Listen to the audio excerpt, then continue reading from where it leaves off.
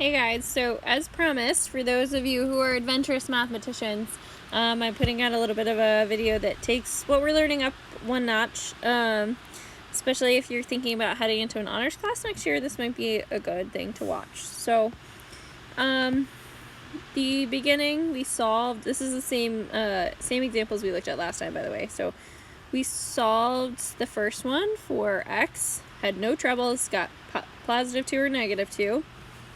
The second one, we ran into the fact that 5 wasn't a perfect square, right?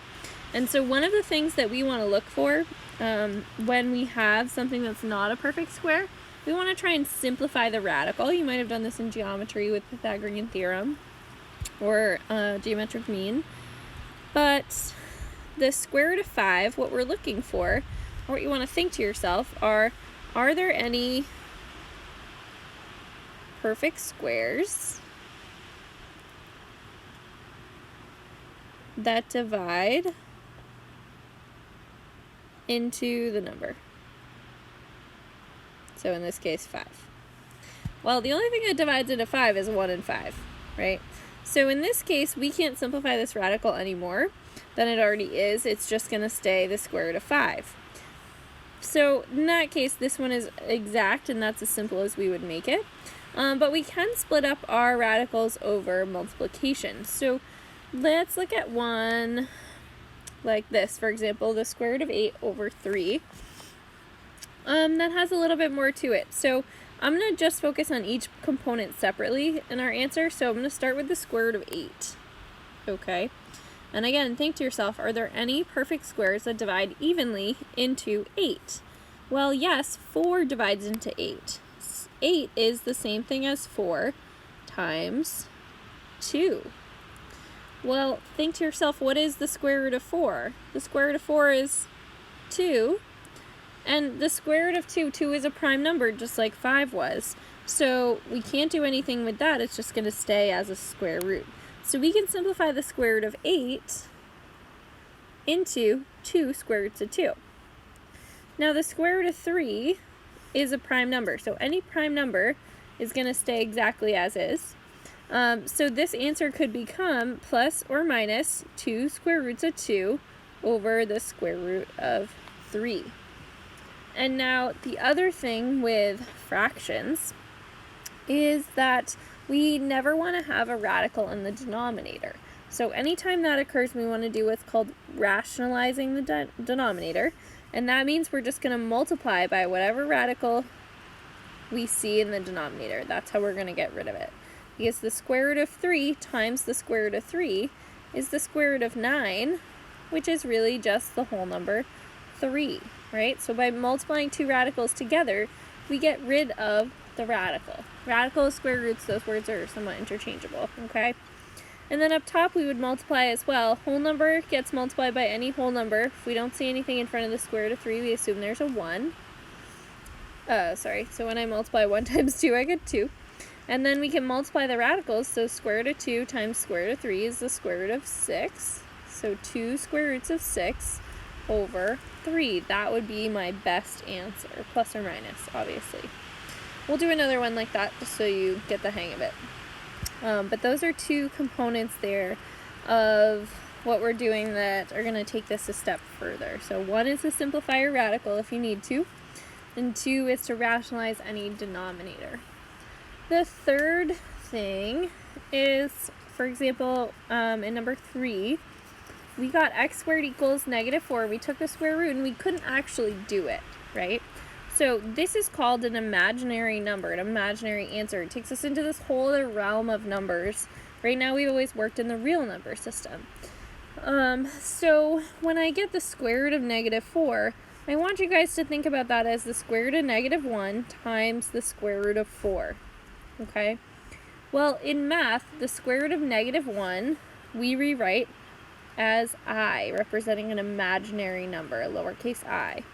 And so anytime you have a negative under a square root, you want to take it out and turn it into an I. It's telling us, hey, we're dealing with an imaginary number here. And the square root of 4 is 2. So it's I times 2, or 2I, is really what our answer would be here. So we can actually get answers out of things like this. They're just imaginary, and oftentimes that's not super helpful to us, so we don't go down that route. But you can actually get an answer, and it would be 2i. So let's just recap. Let's do a quick example here. Another example. Let's say we solve our equation, and we end up with the square root of 32 over the square root of, well, let's start. Let's just say I get the square root of 32 as my answer, okay? So, again, I want to think, are there any perfect squares that divide into 32? Well, I know 16 goes into 32, but 25 is the next one higher, and that wouldn't go in. And 36 is the next one higher, but that's too large, right? So 16 is the highest. So I'm going to rewrite this as the square root of 16 times the square root of 2. Well, ask yourself, what is the square root of 16? It is 4. And square root of 2 would be left hanging out. Okay, it's shown with multiplication when they're written next to each other. Let's say you didn't recognize that 16 was the perfect square right off the bat. Then we could have done what we call a factor tree and said, all right, 32, I know that's 8 times 4. I know 8 is 4 times 2. 4 is 2 times 2. And this 4 is 2 times 2. Okay? Any pair of numbers that you have, anything that has a friend, because it would be the same as multiplying 2 square roots together, comes out as a whole number. So we have the whole number of 2 from this pair, whole number of 2 from the second pair, and we have 1, 2 left over. We're only looking at those prime numbers at the end. So when I simplify this, these from the pairs go on the outside, so 2 times 2, so this is all multiplication here. And then anything left over goes back inside the radical. So 2 times 2, square roots of 2, is 4 square roots of 2. Now I would argue that the first way is a lot simpler, but this will always get you to the right answer if you're not quite strong with your perfect squares. Okay?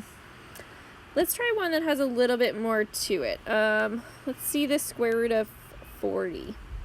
So again, think about what's the largest perfect square that divides into 40. Well, 4 divides in, but 9 doesn't.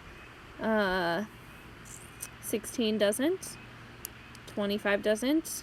36 doesn't. And that's as far as we can go there. So it's 4 times the square root of 10, right? 4 times 10 is 40.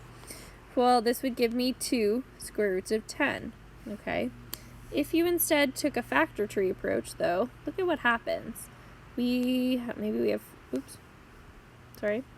4 and 10, 2 and 2, 2 and 5. This time we have one pair, so that is going to go in front as a 2. And then back inside the radical, we have actually 2 solo numbers, a 2 and a 5. And so they get multiplied together but go back inside the radical. So we again get 2 square roots of 10. Okay. Last little example here, let's say we have the square root, why do I keep doing that? Square root of 3/5. Well, that's the square root of 3 over the square root of 5. It's perfectly acceptable for us to have a square root in the numerator, just not in the denominator.